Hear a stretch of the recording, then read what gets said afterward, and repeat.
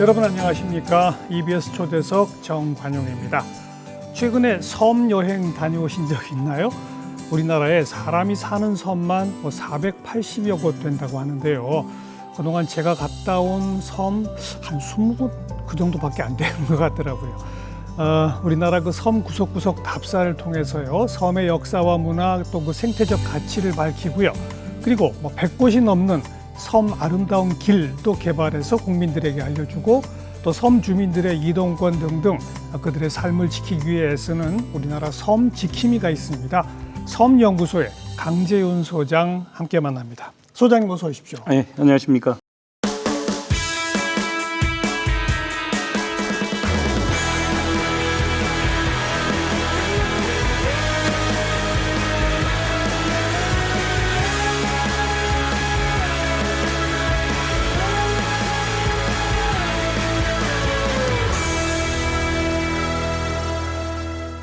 섬연구소? 네, 언제 만드셨어요?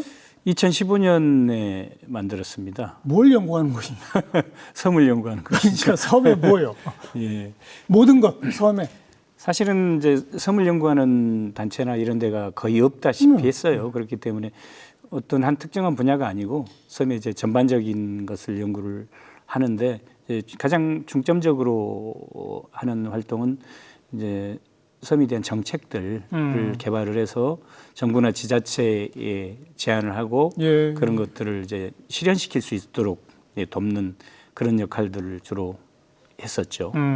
그리고 그 밖에도 뭐 이제 섬 주민들의 권익 보호를 위해서 다양한 활동을 했었는데 그동안 이제 우리나라의 섬이 뭐 하여튼 동서남해에 한 4천여 개가 있습니다. 4천여 개? 예, 예. 그리고 육상영토, 해상영토를 얘기하는데 해상영토는 뭐 영해나 이제 대륙붕 등을 얘기하죠. 해상영토는 육상영토보다 넓죠. 4.4배나 그렇죠. 넓어요. 그렇죠. 그 중심에 있는 게 섬이죠. 그렇죠. 근데 섬 주민들을 돕는 조직이나 단체 또 국가기관도 예. 독립된 국가기관이 없었어요. 그래서 그러다 보니까 섬 정책들도 또 중구난방이고 중복되기도 하고 일관성도 없고 그래서 섬 정책 컨트롤 타워가 필요하겠다 싶어서 섬연구소에서 제안을 해서 정부에 제안을 해서 한국섬진흥원이라는 행안부 산하의 기관을 만들었고요. 그건 언제 만들어졌어요? 2021년에 만들어졌는데 예, 그밖에 또 뭐 전남도가 섬이 제일 많잖아요. 우리 광역자치단체 중에서는 전남도에도 섬만을 좀 관리하는 섬발전지원센터를 만들었으면 좋겠다는 제안을 해서 만들었었고 뭐 이런 다양한 정책들을 활동을 하고 있습니다. 4천여 곳? 정확한 개수가 파악이 안 되나요? 안타깝게도 우리나라는 섬 숫자 정확한 숫자가 파악이 안 되고 있습니다. 왜요? 왜 그게 뭐 어려운 일인가요? 어렵지 않았죠. 그러니까요. 어렵지 않은데 그동안 이제 섬에 대한 정부의 무관심이 주된 원인이었죠. 그러다 보니 뭐 그 섬 정책들이 각 부처별로 쪼개져 있어요. 그러니까 관리도 섬은 지자체에서 기본적으로 관리를 하죠. 근데 중앙정부에서도 유인도는 행안부에서 관리를 하고 무인도는 해수부에서 관리를 하고 또 섬에 사는 산림청에서 관리를 하고 또 국립공원 지역은 국립공원에서 관리를 하고 아주 뭐 이렇게 다양한 부처에서 쪼개져 있다 보니까 일관되게 통계 섬에 대한 통계조차도 행안부에서는 유인도 관리를 하니까 유인도만 파악을 하고 사는 곳은 480여 곳? 몇 곳 정확히 몇 곳입니까? 좀 해마다 조금 바뀌고 있죠. 사람들이 들어가고 하니까. 그래서 올해는 한 지금 485개 정도 제가 최근에 확인한 바로는 섬에 사람이 살고 있고 나머지 무인도는 이제 정확하게 파악이 안 되고 있죠. 그래서 그러다 보니까 이제 숫자가 정확하지 않다 보니까 최근에는 정부에서도 전체 숫자, 섬 숫자를 발표를 안 해요. 근데 문제 제기가 많으니까. 근데 뭐 위성 사진 같은 걸로 분석하면 그리 어려운 일은 아닐 텐데 맘만 먹으면 금방 할 수 있지 않겠어요? 실제로 그렇게 하기도 했습니다. 그래서 KMI 한국해양수산개발원 지금 부산에 있죠. 거기에 최지연 박사가 개별적으로 연구하면서 밝혀낸 바로는 그 뭐 위성 사진이나 그다음에 전자 해도 이런 것, 그러니까 물이 확 빠졌을 때 때 하고 들었을 때 다르잖아요. 근데 섬은 우리 만조시에도 드러나 있는 부분이 섬이잖아요. 그렇죠, 네. 그렇죠. 그 숫자를 파악하니까 12,000개까지도 나왔다고 해요. 그건 너무 차이가 큰데요. 엄청나죠. 지금 이제 정부에서 대충 파악하고 있는 게 3,000에서 4,000개 정도인데 예. 그것보다 한 3배, 4배 이상 차이가 나는 거니까. 뭐 참고로 전 세계에서 섬이 제일 많은 나라는 어디입니까? 지금까지는 뭐 인도네시아 뭐 이렇게 얘기를 했었는데 우리나라에서도 그렇게 발표를 하고 있고요. 해수부에서도 뭐 그래서 한국이 세계 4위에 4번째로 섬이 많은 나라다 이렇게 얘기를 했었죠. 예. 그런데 실질적으로는 그렇지 않습니다. 그 월드 아틀라스라고 세계적인 지도회사에서 그 밝혀놓은 도서국가 순위, 그러니까 섬 국가 순위를 보면은 10위권 안에 한국은 없습니다. 없고 1위도 인도네시아가 아니고 스웨덴인데 스웨덴이 제일 많아요? 22만 개 정도 된다고. 21만 개? 22만 개 정도요. 와. 네. 그러니까 우리가 알고 있는 상식과 다른 실질적인 네. 통계에는 다른 경우가 많습니다. 그러니까 조그만 암초까지를 칠 것이냐 말 것이냐 그 기준에 따라서 상당히 또 차이가 나겠군요. 그렇죠. 이제 그거는 우리가 그 섬이나 바다에 대한 그 헌법 같은 걸 놓치는 게 이제 유엔 해양법 협약인데 예. 거기에는 이제 구체적으로 몇 미터까지는 섬으로 보고 뭐 나머지 섬이 아니다 이런 게 없고 만조시에도 드러나 수면에 있으면, 드러나 있는 육지의 일부. 그러니까 섬도 육지인 거죠. 그렇죠. 예. 그렇죠. 육지의 일부를 섬이라고 규정하고 있기 때문에 그걸 어디까지 섬으로 보냐면 나라마다 각각의 기준점이 다릅니다. 그러니까 우리 같은 경우도 그 기준점을 정확히 정할 필요가 있고요. 첫째. 예. 그리고 나서 이제 정확한 숫자를 파악할 필요가 있겠죠. 그래서 하여튼 다행스럽게도 이제 저희 연구소 같은 경우 꾸준히 그 섬진 가치, 특히 이제 영토 안보적인 가치가 중요하거든요. 영토, 그렇죠. 예, 그렇죠. 우리는 지금까지는 뭐 섬 하면은 관광 자원이나 뭐 또 그 수산 자원 뭐 이런 정도로만 생각해 왔는데 사실은 가장 피곤한 예로 독도를 독도 가지고 문제, 그럼요. 그렇게 하는 것도 사실은 영토 안보적인 거거든요. 예, 안보적인 관점에서 싸우는 건데 그 부분에 대해서 지금까지는 우리가 섬의 가치를 제대로 그 잘 인식하지 못하고 있었죠. 네. 맨 동쪽 끝에 있는 게 독도, 네. 맨 남쪽 끝에 있는 게 마라도, 마라도. 맨 서쪽 끝은 뭐죠? 서쪽 정확하게 서쪽 끝은 우리가 더 파악을 해봐야 됩니다. 흔히 이제 가거도를 최서남단이라고 얘기를 하는데, 네, 아마 이제 가거도 이게 신안군에 있는 가거도죠. 예. 가거도에서 구클도라고 네, 조금 무인도가 있습니다. 거기를 이제 아마 이제 최서쪽으로 보는데 그 위치에 따라 다르니까 중부 쪽에서는 또 저쪽 태안의 경렬비도 경렬비열도라고 하죠. 경렬비열도. 예, 그쪽을 얘기도 하기도 하고요. 그래서 네. 아직 파악하지 못한 작은 무인도들 그런 것들이 많이 있습니다. 그래서 있죠. 아까 얘기했듯이 실제로 정부에서 파악한 4천여 개보다도 3배나 많은 12,000여 네. 개니까 정확한 기준점. 동해안은 워낙에 수심이 깊으니까 그 뭐 뻔하잖아요. 뻔하죠. 독도인데 거기는. 서해안은 서해가 문제죠. 서해가 문제인 거죠. 얼마 전 중국 그 서해 뭐 인공 구점을 막 만들어서 네. 분쟁이 되고 그랬잖아요. 네. 과거에 그런 분쟁이 또 있었던 적이 있습니까? 우리나라에도 그런 일이 있었는데 2014년에 태안에 가면은 그 태안의 제일 끝 지점에 그것도 공해산에서 가까운 데죠. 경렬비열도라고 있습니다. 경렬비열도예요. 네. 무인도예요, 유인도예요? 유인도도 있고 무인도 있는데 열도라는 것은 여러 개 있다는 있는 건데 그 중에서 서경렬비도, 동경렬비도, 북경렬비도까지 3개의 섬이 있었는데 그 중에 서경렬비도가 중국하고 가깝죠. 공해산 가까우니까 그 섬이 이제 매물로 나온 적이 있었어요. 경렬비도 들어보셨어요? 못 들어봤어요. 한국 사람도 모르죠. 모르는 섬인데 그게 매물로 나오니까 중국에서 바로 매입을 하려고 그 섬 주인하고 거래를 했었습니다.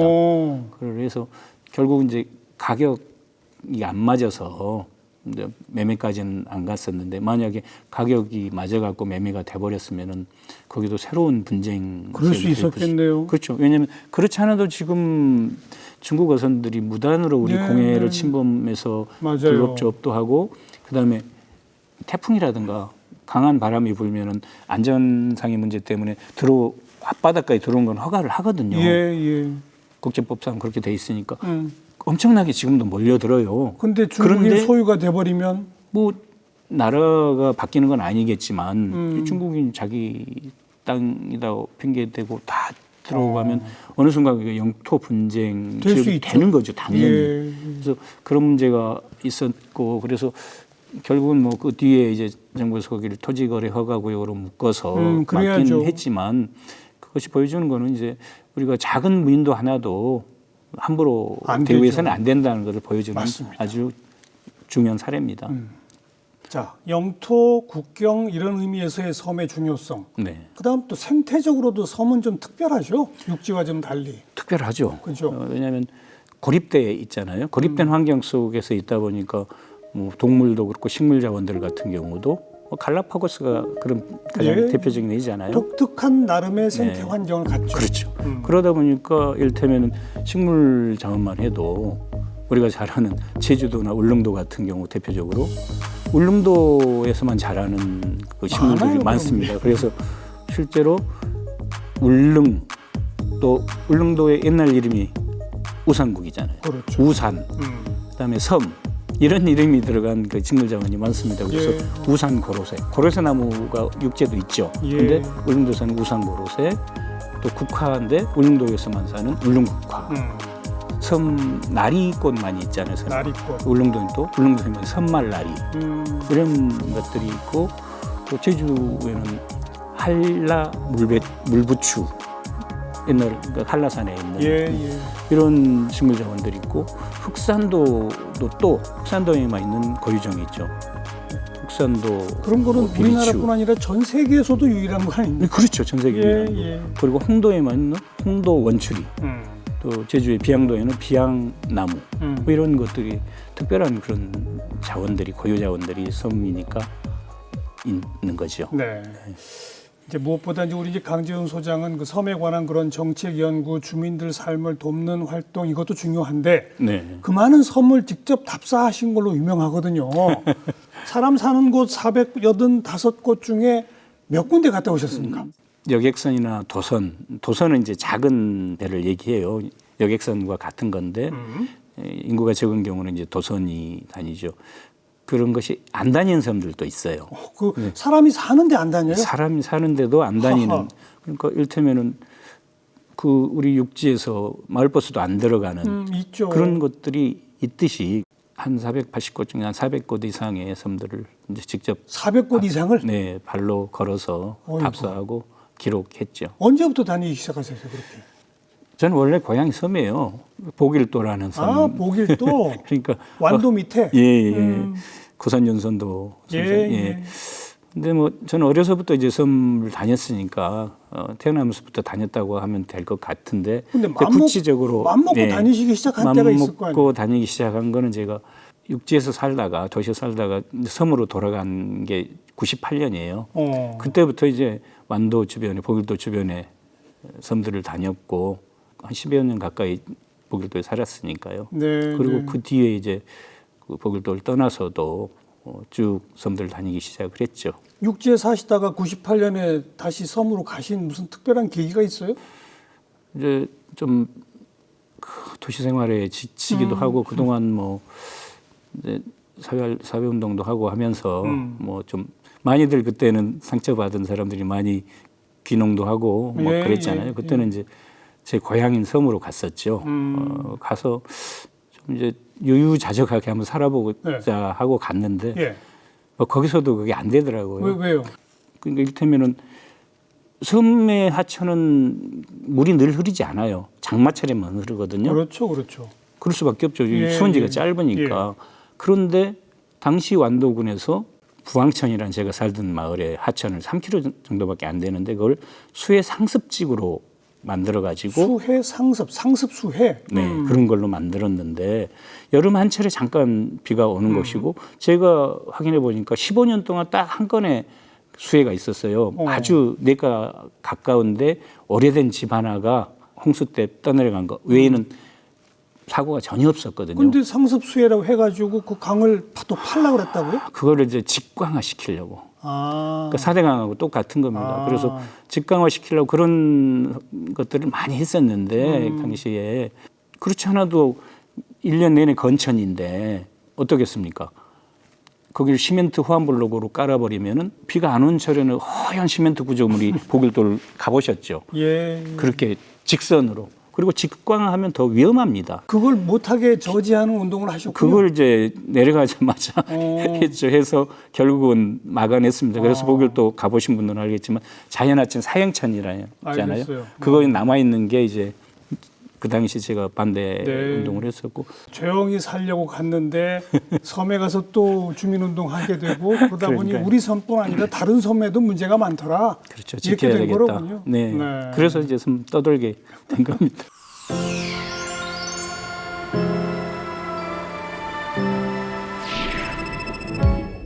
I was blue. You're my favorite view.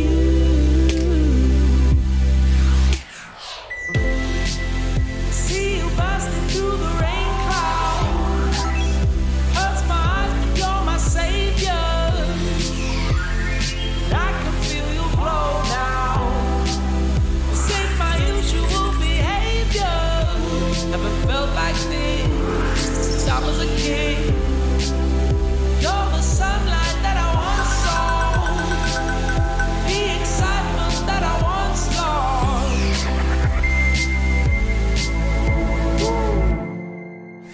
Things will never be the same again.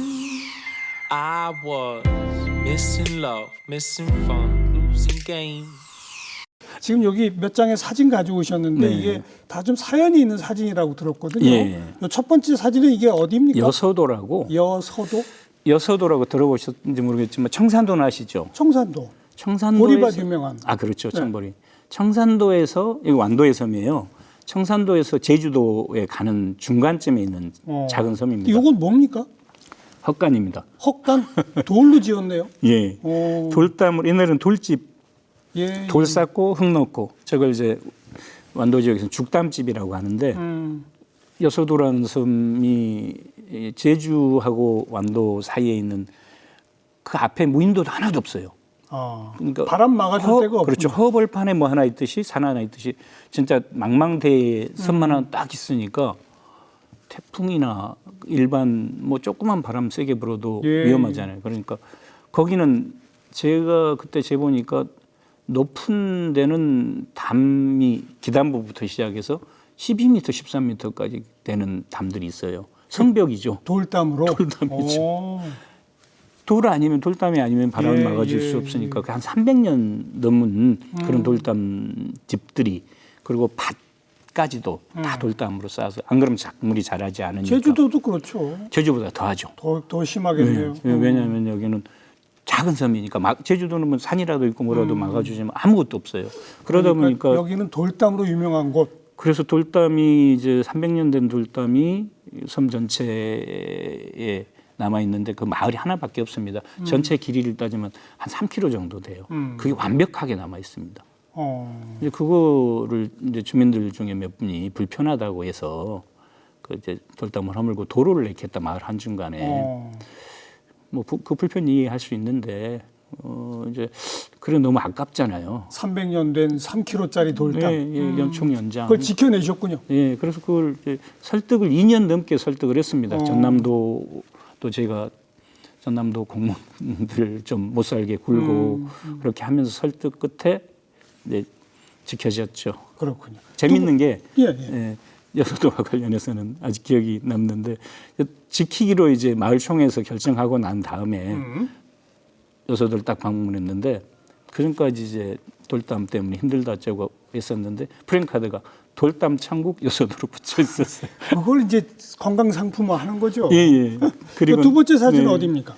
그리고 이제 저기는 백령도 서해 최북단이죠. 백령도의 두무진이라고 우리나라에서 해상 경관이 귀암교석이 가장 아름다운 섬이 이제 대표적인 게 세 군데 있습니다. 예. 신안의 홍도, 뭐 해상 관광의 메카죠. 그다음에 검은도의 여수 검은도의 백도, 그리고 여기 울릉 저기 백령도의 두무진인데 네. 여기도 뭐 두무진과 직접 관련된 건 아니고 백령도의 사곳해변이라고. 사곳해변. 네, 천연기념물이에요. 천연기념물인데 사곳해변의 백사장이 거기가 그 천연 비행장 아닙니까? 네. 그렇죠. 과거에 1990년대 초반까지만 해도 예. 미군 수송기들이 뜨고 내리고 있던 예, 예. 그 천연 비행장. 저도 거기 가봤어요. 가보셨죠? 차를 타고 달려도 그냥 모래밭이 아니에요. 네. 단단하더라고요. 단단했는데 네. 이제 문제가 생겼었죠. 어떤 문제냐면 농토를 만든다고 섬에서 이렇게 깊숙이 들어가는 말하자면은 이제 이렇게 섬이 이렇게 들어가는 그 갯벌이 있었어요. 예, 예. 섬 내륙 안쪽으로. 예. 거기를 입구를 막아가지고 농토를 만든다고 해서 간척 사업을 해버렸어요. 간척 사업도 실패했죠. 실패해서 간척을 했는데 농사를 지으려고 하면은 뭐가 필요합니까? 물이 필요하죠. 농업용수가. 근데 농업용수를 만들려고 한 백령호가 그 호수, 민물 호수인데 제가 측정해 보니까 염분 농도가 민물보다 농사를 지을 수 있는 그 염분 농도보다 2만 배가 많아요. 그냥 바닷물인 거예요. 잘못 설계한 거죠. 예. 그리고 백령호를 그냥 놔두면 썩잖아요. 1년에 한 번씩 이렇게 빼줍니다, 물을. 물을 빼준다. 그때 뻘물들이 나오면서 흘러내려가지 못하고 해변을 잠시 사곳 해변이 예. 뻘로 그냥 덮치는군요. 예. 그러면서 지금 가면은 푹푹 빠져요. 아이고. 자동차 이제 못 들어가게 막아놨습니다. 교수님 그때 가셨을 때는 아마 들어갔을 텐데 지금 금지시켜놨어요. 그래서 저는 그때 우리 연구소에서 그걸 알고 천연물이 일단 훼손되고 예. 비행기가 다닐 정도로 그렇게 단단한 곳이었는데 잘못된 관측으로 그걸 훼손된 거를 되살리자 역관측을 제안을 했죠. 그래서 이미 매립된 땅은 어쩔 수 없더라도 쓸모없이 버려져 있는 그 담수라도 해수 유통을 시켜주면 알겠어요. 새만금하고 비슷하죠. 그러면은 살아날 수 있으니까. 아무튼 그렇게 해서 그 운동을 지키기 운동을 해서 문화재청으로부터 역학조사, 지금은 이제 국가유산청이죠. 역학조사를 하는 예산을 만들기 위해서 역학조사 중입니다. 중인데 현재 그 진행 중이군요. 예, 중인데 쉽지 않은 좀 모양입니다. 오래 걸리겠어요, 이거는. 네네. 마지막 사진은 어디입니까? 지심도라고 거제 섬입니다. 어. 예. 아시죠? 거제는 뭐 잘 예, 아셨으니까 예. 지심도 들어보셨. 예. 요새 뭐 동백섬으로 유명하죠. 동백섬 뭐 여수의 오동도를 흔히 얘기하는데 근데 저건 뭐예요? 군사 시설입니다. 언제 만든 겁니까? 일제 시대 때 일제 시대 1937년부터 군사 시설. 일제가 주민들을 다 쫓아내고 방공호 같은 것도 만들고 이렇게 군사 시설을 만들어서 하여튼 전체를 요새화했어요. 그래서요? 그때 주민들이 쫓겨났었죠. 예. 그때 흔적들이에요. 그랬는데 이 주민들이 쫓겨났다가 이제 해방이 되면서 다시 들어갔을 거 아닙니까? 들어갈 때 보니까 이미 그 땅은 일본 육군성 소유로 등기가 돼 있었던 거예요. 등기가? 네, 등기가. 그러고 나서 등기를 우리가 찾지 못한 상태에서 일본으로 갔죠. 그리고 그때 이제 주민들이 우리 땅으로 좀 등기를 해달라고 하니까 환원시켜달라? 네, 당시 정부에서는 우선 지상권만 주겠다. 건물들. 건물들도 본인들이 살던 게 아니고 일제가 군사시설로 만들었던 건물들이에요. 지금 있는 집들이 다 일제 군사시설이에요. 건만 이제 바뀌었지. 그러고 나서 이제 약속을 했었죠, 주민들한테. 우리가 등기를 되돌리고 나면은 주민들한테 주겠다. 땅까지. 근데 약속을 안 지켰습니다. 안 지키고 국방부 소유로 넘겨버렸어요. 국방부 소유고 지상권만 주민들한테 있고. 그는 50년을 세를 내고 자기 땅에 세를 내고 살았어요. 세상에. 기가 막힐 일이죠. 그것도 그 사이에 지금 주민들은 오고 가고 팔고 했겠지만 그래도 승계하는 거니까 예. 주민이잖아요. 그래서 소유권을 결국은 확보했습니까? 아니요, 못했어요. 아직도 안 됐어요? 예. 근데 당시에 이제 더 큰 문제가 어떤 문제가 있었냐면 이제 당시에 이제 거제시가 지심도에는 국방과학연구소라고 군사시설이 있었는데 거제 본섬으로 가면서 바꾼 거예요. 맞교환한 거 땅하고. 그래서 주민들은 당시에 국방부 소유였으니까 자기들이 소외된다 이렇게 생각을 하고 있었는데 예, 예. 시로 가면 좋아지겠거니 했는데 그게 안 돼요. 안 되고 거제시에서 오히려 당신들 니네 땅이 아니니까 나가라. 그리고 관광 개발하겠다. 기가 막힐 일이죠. 강제 이주를 시키고 강제 이주를 시키려고 했었어요. 그거는 막아냈습니까? 막아냈습니다. 결국 막아냈는데 그런데 아직도 소유권은 없어요. 섬연구소에서 당시에 이제 언론을 통해서 도움도 받고 그다음에 국민권익위원회 예, 예. 신청을 해서 당시에 권익위원장하고 거제시장을 지심도 불러서 그 협상안을 만들게 했죠. 그래서 영구 거주 권리를 받아냈었어요. 네. 참 섬 하나하나마다 사연이 참 복잡하네요. 자, 그런데 예, 예. 무려 뭐 400여 곳 넘는 섬들을 다니셨고 네. 그다음에는 섬 학교를 만드셔서 사람들과 함께 섬 답사를 또 한 100군데 다니셨잖아요. 그죠? 그렇죠. 제일 아름다운 곳이 어디입니까? 다 아름답지만 제가 개인적으로 좋아하는 섬은 있습니다. 어디죠? 이를테면은 이제 인천에 대청도라는 섬. 소청도 대청도. 예, 소청도 대청도. 거기도 이제 NLL 안에 섬이기 때문에 군사 시설이고 오랫동안 예, 그렇게 예. 해서 잘 보존이 잘 됐습니다. 그리고 우리가 어업이 발달했기 때문에 우리나라 홍어가 어디서 제일 많이 나오는 줄 알아요? 흑산도 쪽 아닌가? 그렇게 생각하죠. 대청도 쪽이에요? 대청도장이 제일 많이 나옵니다. 그래서 일반적으로 홍어가 대청도에 살다가 흑산 홍어가 유명한 것은 그 산란철에 흑산도장으로 가서 새끼를 낳아요. 그렇기 때문에 유명한 것. 그때 산란철 홍어가 맛있잖아요. 네, 네. 그런 거고 어업이 발달했어요. 그래서 대청도가. 그래서 대청도 어부들이 흑산도 가서 홍어잡이 갔다가 거기서 눌러 사는 경우도 있고 그래요. 어업이 굉장히 발달했기 때문에 관광업에 크게 신경을 안 쓴 겁니다. 백령도는 관광도 크잖아요. 그러니까 자연자원이 엄청나게 잘 보존돼 보존돼 있어서 있어요. 엄청난 지질, 국가지질공원으로 돼 있고요. 그다음에 통영의 욕지도 같은 경우, 욕지도 예, 굉장히 좋아하고 그거는 이제 제가 섬을 처음 경험한 사람들한테 제일 먼저 추천하는 곳입니다. 남해 바다는 일단 색깔이 아름답고 욕지도를 네. 제일 첫 번째로 추천하신다. 네, 네. 그리고 기본적인 또 시설도 예, 편의시설도 돼 있고 알겠어요. 그리고 또 하나는 이제 가거도 신안에 가거도 최서남단 섬인데 중국하고 국경에 있죠. 거기는 진짜 어디 먼 나라 섬에 간 것 같은 느낌이 듭니다. 대청도, 욕지도, 가고도 네. 이런 곳들을 꼽으셨네요. 네네. 그리고 섬이라는 게 아까 뭐 잠깐 그런 표현이 나왔습니다만 섬도 육지의 일부잖아요. 그렇죠. 사실? 네. 그리고 어찌 보면 바다 위에 뜬 산, 그렇죠. 그게 섬이거든요. 네. 동해는 화산섬이지만 제주도도 그렇고 서남해는 그 빙하가 녹기 전에는 육지였잖아요. 그러니까 빙하가 녹으면서 해수면이 상승하면서 남은 것이 뭡니까? 제일 높은 산만 남아서 그게 그러니까. 섬이 된 겁니다. 바다 속에 있는 산 꼭대기가 섬이에요. 그렇죠.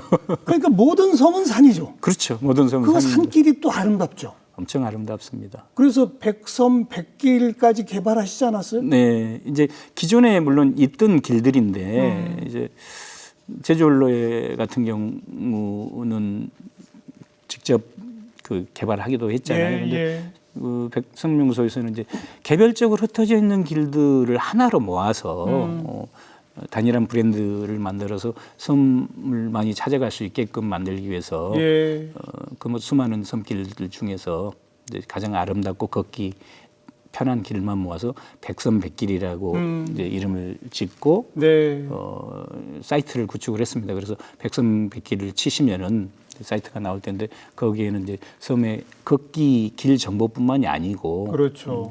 거기 이제 섬의 역사와 문화와 자원에 대한 것들 뭐 구체적으로는 어디 화장실이 있는지 없는지까지도 온갖 아주, 정보가 다 있군요. 많은 정보를 담고 있습니다. 그래서 요즘은 아까 말씀드렸듯이 섬에 가서 해변에 그 바다놀이보다 일종의 트레킹가를 하러 섬 가시는 분들 많이 늘어났죠? 그렇죠. 그죠? 네, 엄청나게 많이 늘어났는데 이제 아쉬운 거는 뭐냐면 캠핑들도 많이 하고요.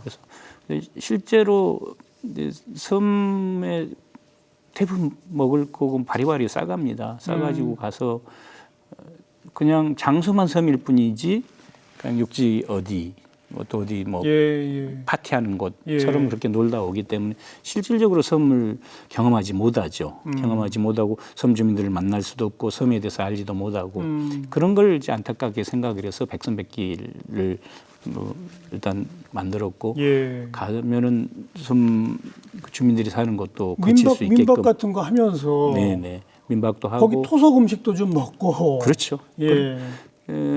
섬에서 하룻밤 자면서 섬 사람들과 대화도 해야지 섬에 대한 이해도도 늘어나고 섬에 대한 애정도 생기는 거죠.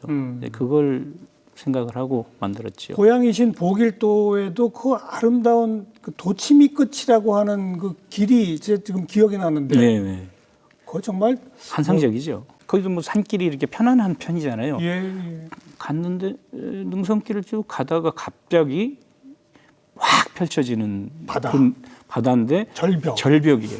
근데 느낀 게 아니 절벽이 이렇게 편안할 수도 있구나 하는 느낌을 주는 절벽인데 안식을 주는 그런 길들 여러 곳 있죠 사실. 많이 있죠. 있는데 섬에서는 참 찾기 어렵거든요.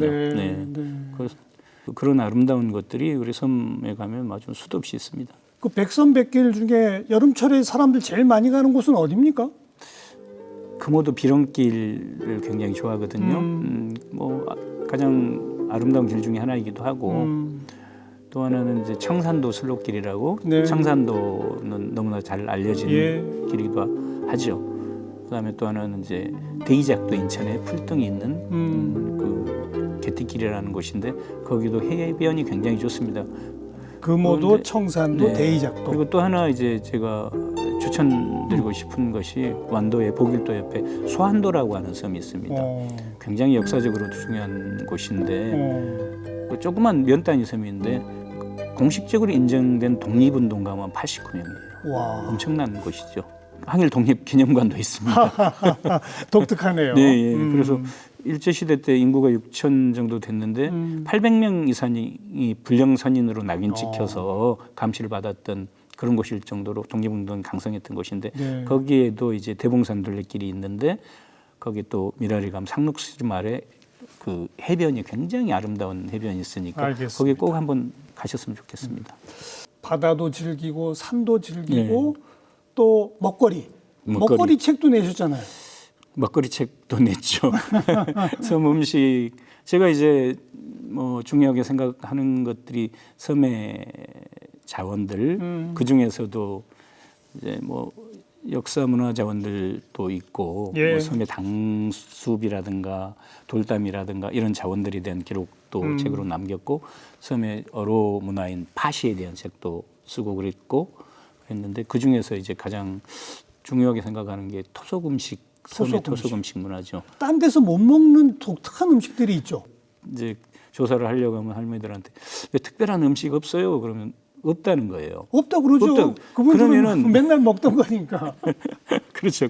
그러면 드시는데 숟가락 하나만 얹을게요. 그럼 가보면 밥상에 특별한 음식들이 있는데 그 중에 제일 특별했던 게 어떤 겁니까?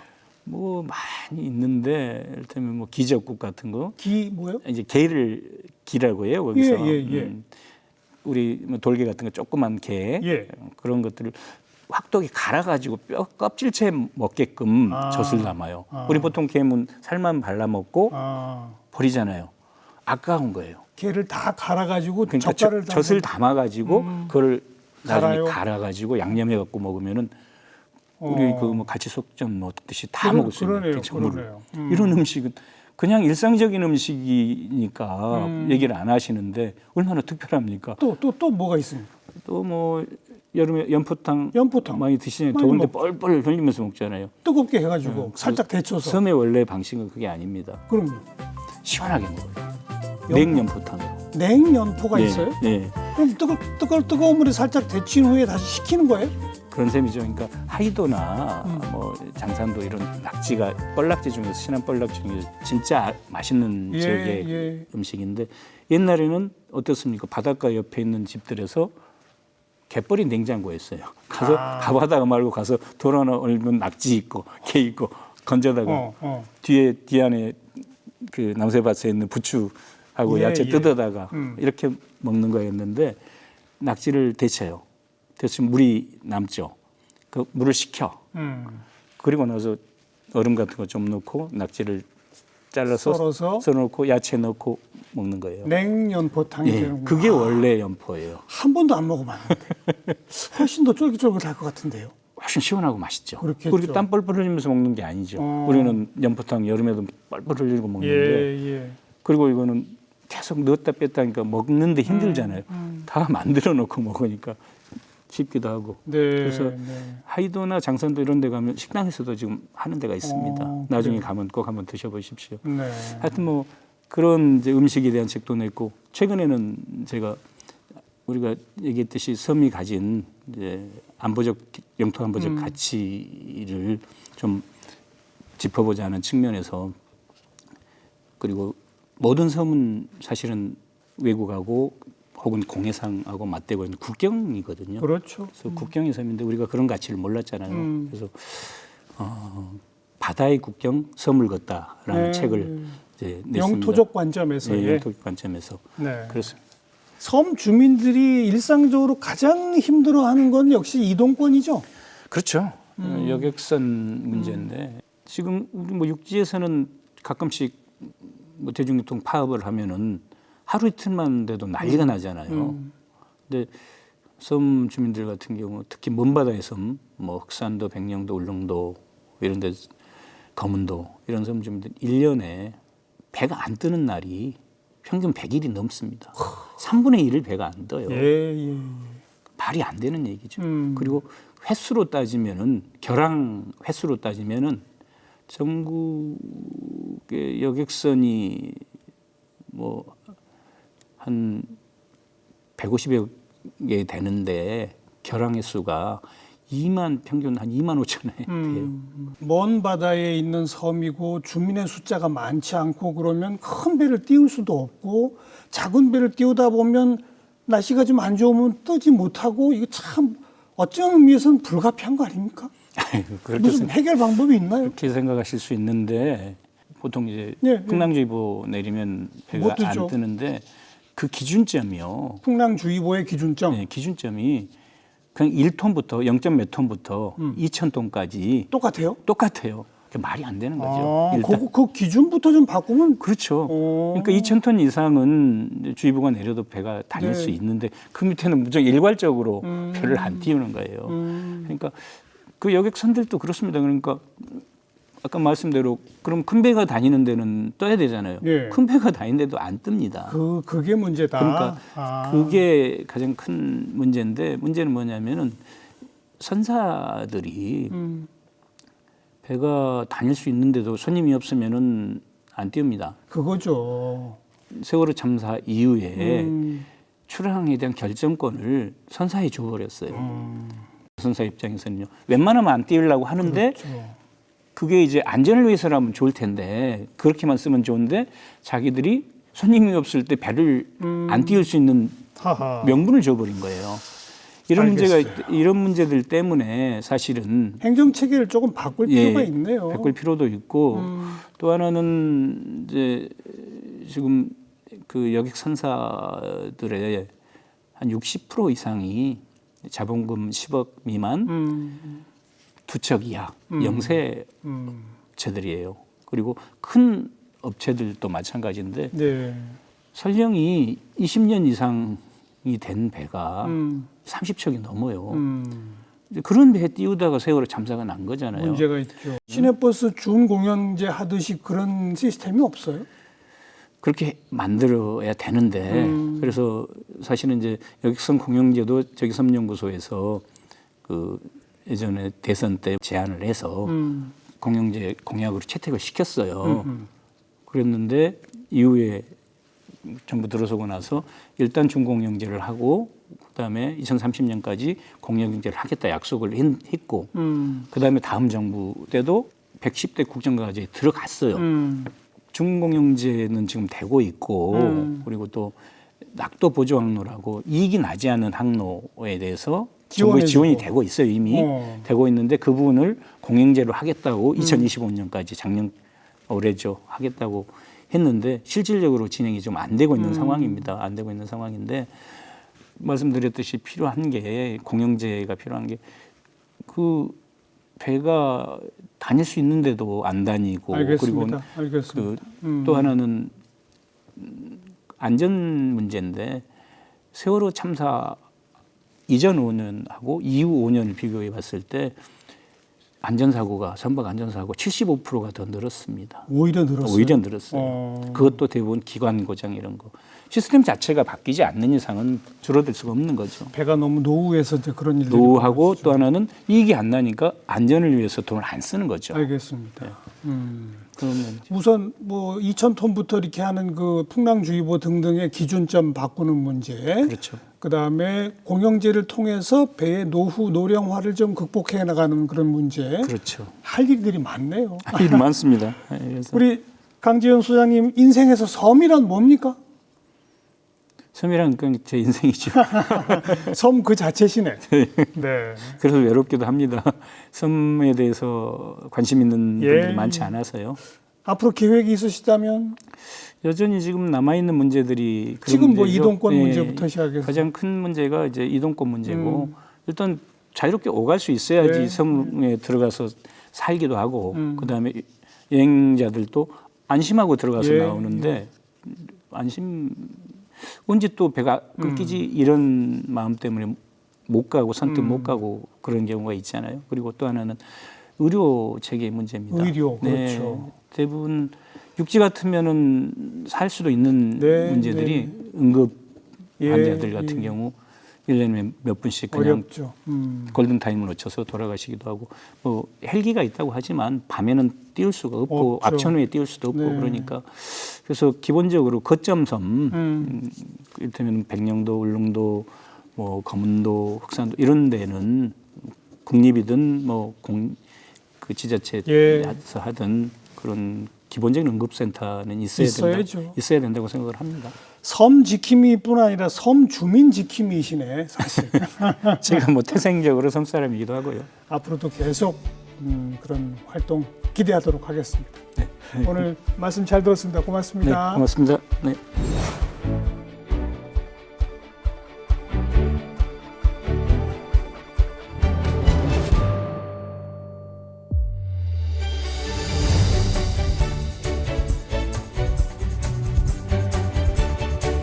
네, 좋은 섬 한 곳 찾아서 트레킹도 하시고 민박도 하시고 아주 그 토속적인 그런 음식도 좀 맛보시고 꼭 한번 가보시기 바라겠습니다. 다음 시간 또 뵙죠. 안녕히 계십시오.